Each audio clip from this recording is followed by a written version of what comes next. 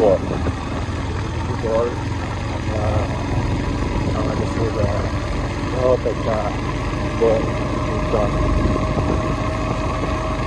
এবং যে রাস্তা ধরে আমরা এগোচ্ছি এটা হচ্ছে বাংলাদেশ বিমান বাহিনীর একটা ফায়ারিং রেঞ্জ, যেটাকে রসুলপুর ফায়ারিং রেঞ্জ বলা হয়।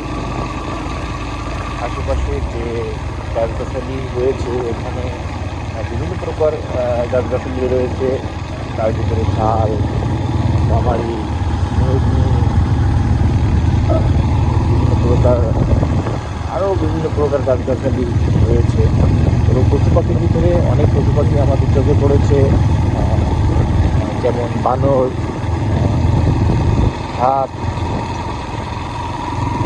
পাখি, গুইসাপ, বিভিন্ন প্রকার প্রজাতি সরীসৃপ এখানে রয়েছে। সাধারণত এই এলাকাটা খুব পাতলা জনবসতি এরিয়া।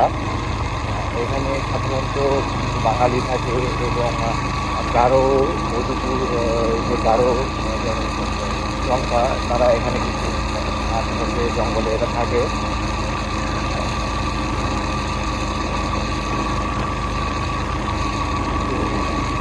সাধারণত খুব নিরিবিলি এরিয়া বলে এখানে মানুষজন আসে, দেখে এবং খুবই ভালো লাগে। আপনারা দেখতে পারেন, আসতে পারেন।